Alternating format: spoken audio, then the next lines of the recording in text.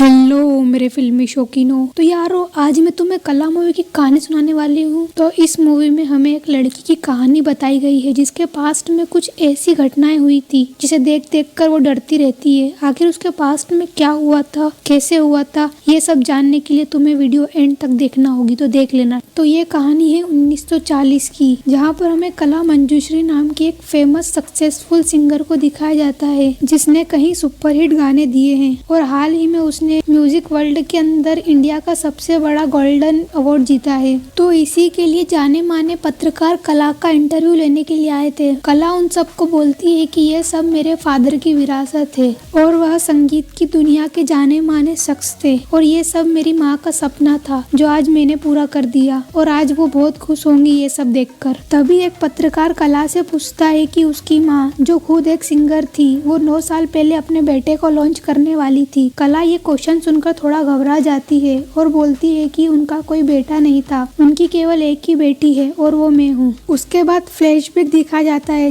जिसमें उर्मिला मंजूश्री को 2 twins baby हुए थे, उसमें से एक लड़का था और एक लड़की। और उर्मिला को यहाँ लड़के से ज्यादा उम्मीद की क्योंकि उसके परिवार की म्यूजिक लेगेसी को वही आगे ले जा सकता था, पर उसकी वहाँ पर डेथ हो चुकी थी। अक्सर ट्विंस बेबी में ऐसा होता है कि एक बच्चा दूसरे बच्चे का पोषण ले लेता है और दूसरा बच्चा बहुत कमजोर होता है। तो कला ने भी अपने भाई का पोषण ले लिया था और कमजोर होने के कारण उसकी वहीं पर डेथ हो गई और इसी के कारण उर्मिला कला से गुस्सा रहती थी, पर समय के साथ साथ उसका गुस्सा धीरे धीरे कम होता गया। और इसके बाद उर्मिला ने कला को एक अच्छा सिंगर बनाने का सोच लेती है। उर्मिला कला से बोलती है कि तुम एक लड़की हो, तुम्हें ज्यादा मेहनत करना पड़ेगी और तुम्हारे नाम के आगे एक सक्सेसफुल सिंगर का टैग लगना चाहिए, ना कि नॉर्मल सरनेम। उसके बाद कहानी प्रेजेंट में आती है जहाँ पर कला उर्मिला को कॉल करके बताती है कि उसने गोल्डन रिकॉर्ड जीता है और उसका अखबार में फोटो भी आया है। और उतने में वहाँ पर कला की सेक्रेटरी सुधा आती है तो पता चलता है कि कला खुद से ही कॉल पर बात कर रही थी, कॉल पर कोई नहीं था। और कला फिर वहाँ से चली जाती है अपने इंटरव्यू और फोटोशूट के लिए। कला यहाँ पर बहुत खुश थी क्योंकि वो एक बहुत फेमस सिंगर बन चुकी थी। कला एक कमरे में अपने रिकॉर्ड्स को देख रही थी, तभी उसको एक इंसान का रिफ्लेक्शन दिखता है और वो रिफ्लेक्शन उससे बोलता है कि तुम एक चोर हो, उसने उसका वो सब चुराया जिसे वो आज जी रही है और इन अवार्ड पर भी तुम्हारा कोई हक नहीं है। और वो रिफ्लेक्शन कला का सर पकड़ ग्लास पर मारता है जिससे वो बहुत डर जाती है। तो ये रिफ्लेक्शन किसका है ये तो तुमको बाद में ही पता चलेगा। इसके बाद कला की तबीयत खराब हो जाती है तो डॉक्टर उसको देखने के लिए आता है। डॉक्टर कहता है कि तुम बिल्कुल ठीक हो। कला बोलती है मैं फिजिकली तो ठीक हूँ पर मेरे दिमाग में कोई शोर है और मेरे मन में एक डर है कि कुछ गलत होने वाला है। तो डॉक्टर कला को समझाता है कि ये सब स्ट्रेस की वजह से हो रहा है, तुम थोड़े दिन आराम कर लो, सब ठीक हो जाएगा। तो कला कहती है कि मुझे स्लीपिंग टैबलेट भिजवा दो जो खत्म हो गई है। तो डॉक्टर बोलता है कि उसने हाल ही में स्लीपिंग टैबलेट्स भिजवाई थी और वो कहता है कि तुम्हें स्लीपिंग टैबलेट से ज्यादा नहीं लेना चाहिए, तुम्हें नॉर्मल तरीके से सोने की कोशिश करना चाहिए और दूध वगैरह पीना चाहिए। तो कला यहाँ गुस्से में कहती है कि मुझे दूध नहीं पसंद। आगे हमें कुछ फ्लैशबैक दिखाए जाते हैं जहाँ पर कला की माँ कला को म्यूजिक प्रैक्टिस करा रही होती है पर कला इतने अच्छे से नहीं गा रही होती है। तो उसकी माँ को उस पर गुस्सा आता है और वह बोलती है कि तुम में कुछ भी टैलेंट नहीं है और तुम हार्ड वर्क भी नहीं करती हो। उसकी माँ बोलती है कि तुम्हें कुछ ही दिनों में उस्ताद जी के सामने अपना म्यूजिक परफॉर्मेंस देना है और यहाँ तुम्हारे बेसिक्स भी क्लियर नहीं है तो आगे कैसे चलेगा। और उर्मिला कला को सजा के तौर पर घर से बाहर निकाल देती है और वह रात भर ठंड में तड़पती रहती है। तो वो दिन आ ही जाता है जहाँ पर उस्ताद जी के सामने कला परफॉर्मेंस देती है। उर्मिला उस्ताद जी से कहती है कि आज दीवान मंजूश्री जो कि कला के पिताजी है और साथ में ही बहुत बड़े गायक हैं, उनकी बेटी आज परफॉर्मेंस देने वाली और इतने कम लोग। उस्ताद जी कहते हैं कि आज गांधी जी आए हुए हैं तो इसीलिए सब वहाँ गए हैं और वैसे भी ये क्लासिकल म्यूजिक है जिसे सुनने के लिए बहुत कम लोग आते हैं। उसके बाद कला अपना परफॉर्मेंस देती है जो कि अच्छा रहता है, लेकिन उसके बाद वहाँ पर एक अनाथ लड़का जगन वो भी अपना परफॉर्मेंस देता है जो कि बहुत बढ़िया था। दरअसल जगन की आवाज में एक अलग ही प्रकार का जादू था। उसका गाना सुनकर सभी लोग इम्प्रेस्ड हो जाते हैं, इवन कला की मदर भी इम्प्रेस हो जाती है और उसे इनाम देती है। उर्मिला उस्ताद जी से कहती है कि कला को उसे एक नॉर्मल संगीतकार नहीं बनाना है, उसे पंडित की उपाधि दिलानी है। दरअसल यहाँ संगीत के अंदर किसी के पास अगर यूनिक वॉइस होती है तो उसे उस्ताद या पंडित की उपाधि दी जाती है, पर वो यूनिक वॉइस ऑलरेडी जगन के पास थी और दरअसल उसकी आवाज बहुत ज्यादा मधुर है। इसके बाद उर्मिला जगन को अपने घर ले आती है और कला से जगन के लिए दूध लाने के लिए कहती है। इसके बाद कला जगन के लिए दूध लेकर आती है और वो दोनों बात करते हैं। जगन बोलता है उसकी माँ बोल रही थी कि कला भी बहुत अच्छा गाती है, पर अब से वो तानपुरे पर उसका साथ देगी। तो यह सुनकर कला बहुत दुखी होती है और इसी के लिए वो बाहर चली जाती है। उसको संभालने के लिए जगन भी उसके पीछे पीछे चला जाता है। बाहर काफी ठंड थी जिससे जगन को बुखार आ जाता है। तो कला जगन का टेम्परेचर चेक करने के लिए उसके मुंह में थर्मामीटर डाल देती है, पर वहाँ पर उर्मिला आती है और उसको डांटती है। थर्मामीटर में पारा होता है जिससे एक सिंगर की आवाज भी जा सकती है और ये बात वही समझ सकता है जिसका गायन फैमिली से संबंध है, और ये सीधा सीधा कला को टोंटता। तो कहानी आती है प्रेजेंट में। कला अपने गाने की रिकॉर्डिंग कर रही थी, तभी उसको न्यूज आती है कि एक फेमस म्यूजिक डायरेक्टर सनियल जी गुजर चुके हैं। नेक्स्ट सीन में कला का इंटरव्यू होता है जहाँ पर पत्रकार सनियल जी के बारे में पूछते हैं, पर कला बोलती है कि उसको सनियल जी के साथ गाने का कभी मौका नहीं मिला। इसके बाद हमें वही रिफ्लेक्शन दिखता है जिसे हमने पहले देखा था। वो रिफ्लेक्शन कला से बोलता है चल जुट्टी। और ये सीन देखने के बाद हमें पता चलता है कि ये इंसान कोई और नहीं दरअसल जगन ही है। इसके बाद कहानी फ्लैशबैक में आती है जहाँ पर सनियल जी कला के वहाँ आए थे। दरअसल कला सनियल जी से पहले मिल चुकी है, तो मतलब वह इंटरव्यू में झूठ बोल रही थी। सनियल जी यहाँ पर जगन का गाना सुनने के लिए आए थे, साथ में वह कला का भी गाना सुनने के लिए आए थे, पर उर्मिला कला को गाने से मना कर देती है और जगन को गाने के लिए कहती है। दरअसल उर्मिला यहाँ पर पूरा फोकस जगन पर ही कर रही थी। ये देखकर कला को बहुत बुरा लगता है कि उसकी माँ उसको पीछे कर रही है और दूसरे को आगे कर रही है। और अगले सीन में कला अपनी माँ को सनियल जी के साथ में देखती है, तो हमें पता चलता है कि इन दोनों का अफेयर चल रहा है। इसके बाद कला उदास होकर बाहर बैठ जाती है, तब उसके पास जगन आता है। कला जगन से पूछती है कि मेरी माँ उस सनियल के पास क्यों गई है, तो जगन बोलता है कि वो मेरे लिए गई है, यानी जगन के लिए, ताकि मुझे फिल्म इंडस्ट्री में काम मिल सके और साथ में ही मुझे म्यूजिक डायरेक्टर सुमन कुमार के साथ में काम करने का मौका मिले और उसके बाद में गोल्डन रिकॉर्ड भी जीतूंगा। कला कहती है कि वो भी गोल्डन रिकॉर्ड जीतेगी उसकी माँ के लिए। नेक्स्ट सीन में उर्मिला कला की शादी की बात कर रही होती है और जगन के लिए म्यूजिक इंडस्ट्री के लोगों को बुलाकर पार्टी रखती है। ये सब देखकर कला बहुत दुखी होती है क्योंकि उसकी माँ उसका सपोर्ट करने के बजाय जगन का सपोर्ट कर रही थी। इसके बाद उर्मिला कला को तैयार कर रही होती है, तो कला उसकी माँ से बोलती है कि इस पार्टी में मुझे भी गाना है, पर उसकी माँ उसे मना कर देती है कि लड़कियां बैकग्राउंड सिंगर नहीं बनती। तो कला बोलती है कि वो शादी कर कहीं नहीं जाना चाहती और वो जगन से शादी कर लेगी और यहीं पर रहेगी। ये सुनकर उर्मिला गुस्से में कहती है वो ऐसे कैसे कर सकती है, जगन उसका भाई है। ये सीन देखकर हमें समझ आ गया था कि उर्मिला ने जगन को एज ए सन अडॉप्ट कर लिया है और वो अपने परिवार की म्यूजिक लेगेसी को आगे बढ़ाने के लिए ऐसा कर रही थी, क्योंकि पहले से ही उर्मिला को एक सन चाहिए था और कला में भी इतना टैलेंट नहीं होता कि वो अपने परिवार की म्यूजिक लेगेसी को आगे बढ़ा सके। तो वो जगन को ही अपना बेटा बना लेती है क्योंकि जगन की वॉइस एक गॉड गिफ्टेड वॉइस थी। और ये सुनकर कला बिल्कुल भी खुश नहीं होती क्योंकि उसका भी सपना था वो भी एक फेमस सिंगर बने, पर उसके धीरे धीरे सपने टूट रहे थे क्योंकि उसकी माँ केवल जगन पर ही फोकस कर रही थी। इसके बाद कला पार्टी में सनियल से मिलती है और बातों ही बातों में वह सनियल को किस करने लगती है ताकि उस पर सनियल ध्यान दे और उसे भी गाने का मौका दे, पर सनियल यहाँ पीछे हट जाता है और जाने लगता है। तभी कला उससे बोलती है कि वह जगन को मौका क्यों दे रहा है, आगे चलकर वह उसी की जगह ले लेगा। तो सनियल कहता है कि ऐसा तो होता ही है, कोई भी किसी न किसी की जगह तो लेता ही है, मैंने भी किसी की जगह ली थी। ये कहकर वह चला जाता है। तभी जगन की परफॉर्मेंस चालू हो जाती है और यहाँ पर कला केवल तानपुरा बजाने के लिए बैठी थी। जगन जैसे ही गाना शुरू करता है उसकी थोड़ी देर बाद तबीयत खराब हो जाती है, तो उर्मिला जगन को कमरे में ले जाती है और डॉक्टर को बुला लेती है। तभी वहाँ सनियल आता है और कहता है कि क्या करना है, इस पार्टी में इतने बड़े बड़े लोग आए हैं और इन्हीं की वजह से जगन को काम मिलने वाला है। तभी उर्मिला कहती है कि अभी जगन की तबीयत खराब है और उसे उस पर ध्यान देना है, और इसी बीच कला अपना परफॉर्मेंस दे देती है। कला का परफॉर्मेंस यहाँ पर अच्छा था, आउटस्टैंडिंग तो नहीं था बट अच्छा जरूर था। उसके बाद जगन की तबीयत और खराब हो जाती है और उसकी आवाज भी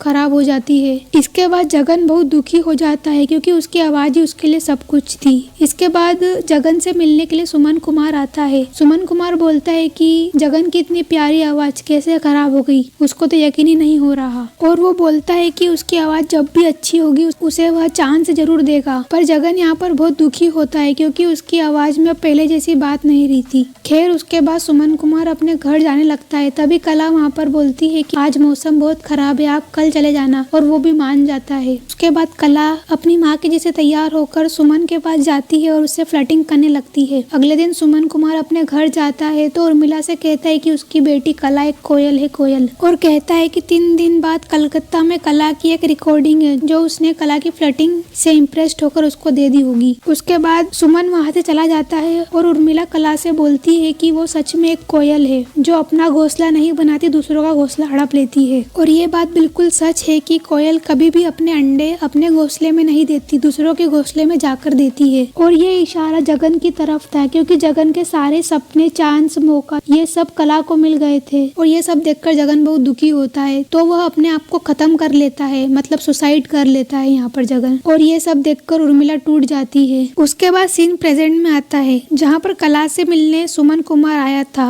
क्योंकि सुमन कुमार का डाउनफॉल चल रहा था। उसको मुश्किल से केवल 1 या 2 ही मूवी मिल रही थी तो वो कला से म्यूजिक रिकॉर्डिंग के सिलसिले में आया था, पर कला उससे मिलने से मना कर देती है तो सुमन दुखी होकर चला जाता है। उसके बाद कला अपनी माँ को कॉल करती है और उससे कहती है कि उसके साथ कुछ गलत हो रहा है, उसे हेल्प की जरूरत है, पर उर्मिला यहाँ फोन काट देती है। उसके बाद कला निराश होकर लिफ्ट में जाती है जहाँ पर उसे सुमन कुमार मिलता है। सुमन बोलता है कि तुम बहुत बुरी हो, मैंने तुम्हें बनाया है और तुम आज मुझे इग्नोर कर रही हो। और उस दिन भी मैं जगन के लिए आया था, अगर जगन की आवाज खराब नहीं होती तो ये सब आज उसका होता। ये सुनने के बाद कला और टूट जाती है और वहाँ से चली जाती है। इसके बाद सीन फ्लैशबैक में आता है। कला रिकॉर्डिंग पे जाने के लिए तैयार थी पर उर्मिला उससे कहती है अगर तुम रिकॉर्डिंग के लिए गई तो तुम फिर दोबारा यहाँ मत आना। और गुस्सा होकर उर्मिला अपने कमरे में चली जाती है। और यहाँ हम देखते हैं कि सडनली कला का एनवायरनमेंट चेंज हो गया है, उसके आसपास कोई नहीं है, केवल उसके सामने एक माइक है। तो ये सीन हमको ये दिखाना चाहता है कि कला के अब आसपास कोई नहीं है, केवल उसके पास उसका म्यूजिक ही है। इसके बाद कला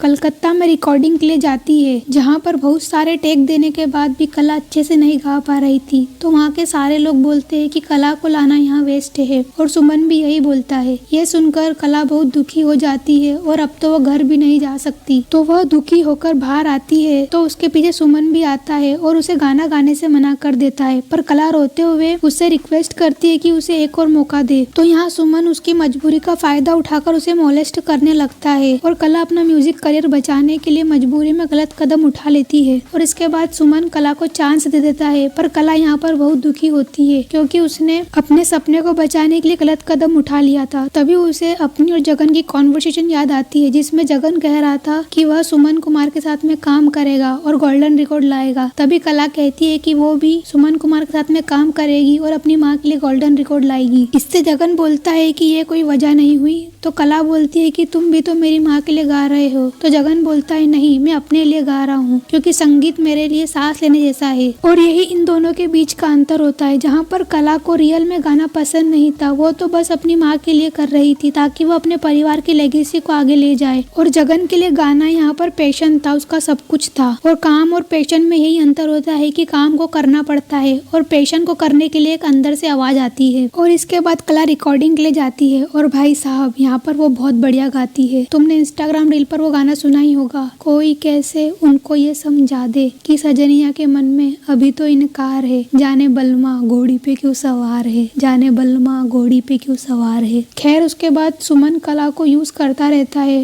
यहाँ तक कि वह कला को दूसरे डायरेक्टर से मिलने भी नहीं देता। और इसके बाद फाइनली गाना रिलीज होता है और ये गाना लोगों को बहुत पसंद आता है। तो कला यहाँ पर बहुत बड़ी स्टार बन जाती है और वो सुधा को एज ए सेक्रेटरी रख लेती है और वह सुमन से भी अब आजाद हो चुकी थी। और इस गाने के बाद कला सक्सेसफुल सिंगर बन जाती है और वो बहुत सारे रिकॉर्ड्स भी जीतती है। वो सारे रिकॉर्ड्स अपनी माँ को भेजती है पर उसकी माँ एक भी रिकॉर्ड्स खोल कर नहीं देखती। इसी बीच हम सुमन को देखते हैं जहाँ पर उससे मिलने के लिए बहुत सारे फैंस आए थे, पर वहाँ पर जैसे ही कला आती है वो सारे फैंस भगकर कला के पास चले जाते हैं। और ये सीन हमें ये दिखाता है कि भले ही आप कितने भी ऊपर हो, पर अगर आप दूसरे को नीचा दिखाओगे तो आने वाले समय में वो इंसान आपसे भी ऊपर चला जाएगा। और ऐसा प्रेजेंट में हुआ था जहाँ पर कला एक बहुत बड़ी स्टार बन गई, पर सुमन को मुश्किल से 1 या 2 मूवी ही मिल रही थी। इसके बाद सीन शिफ्ट होता है प्रेजेंट में जहाँ पर हम कला को देखते हैं तो वो बहुत ज्यादा परेशान दिख रही थी। उसके बाद कुछ पत्रकार कला का इंटरव्यू लेते हैं, तभी कला को वहाँ पर जगन की स्पिरिट दिखती है। कला उससे पूछती है कि उसने जान क्यों ली, बस आवाज ही तो गई थी। जगन बोलता है कि मेरी आवाज ही मेरा मेरा सब कुछ था। और वो कला से पूछता है कि क्या तुम अब खुश हो।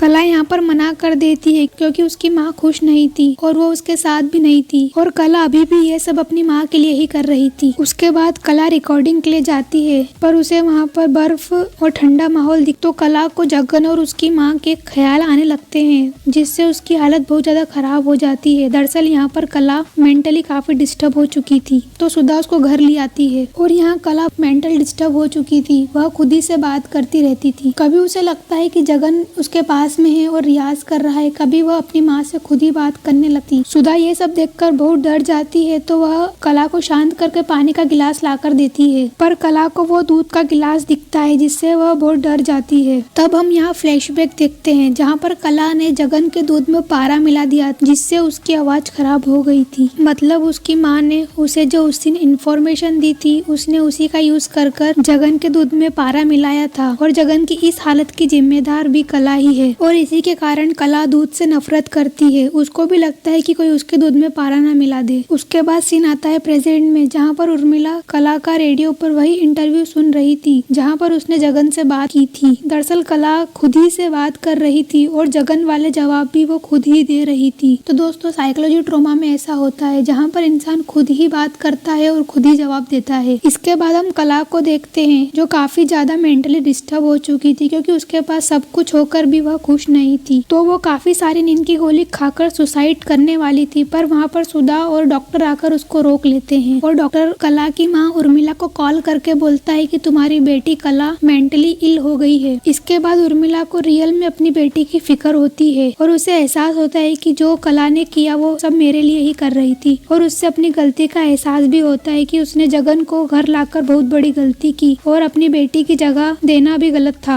अगले दिन डॉक्टर कला को साइकोथेरेपिस्ट के पास ले जाने के लिए बोलता है पर वहाँ पर उर्मिला आती है और बोलती है कि मेरी बेटी पागल नहीं है, बस उसे अपनी माँ का प्यार चाहिए और वो मेरे साथ घर चलेगी तो बिल्कुल ठीक हो जाएगी। तो दोस्तों ये बात बिल्कुल सच है। अगर कला को उसकी माँ का प्यार मिल जाता तो वो ठीक हो जाती पर उर्मिला ने यहाँ पर आने में देरी कर दी थी क्योंकि कला ने अपने कमरे में फांसी लगाकर खुद को खत्म कर लेती है। और एंड में हम उर्मिला को देखते हैं जो अपनी बेटी के रिकॉर्ड्स देखकर रो रही होती है और अब उसे ये दुख जिंदगी भर रहेगा। तो मुझे ये मूवी बहुत अच्छी लगी और पर्सनली इसके सॉन्ग्स भाई बहुत प्यारे, सुन जरूर लेना एक बार, ठीक है। और मुझे उम्मीद है तुम्हें ये वीडियो पसंद आई होगी और अगर नहीं आई है ना तो कमेंट करके बता दो क्यों नहीं आई है, ठीक है। और तुम सब्सक्राइब भी कर दिया करो यार, बिना सब्सक्राइब से चले जाते हो। चलो करो सब्सक्राइब।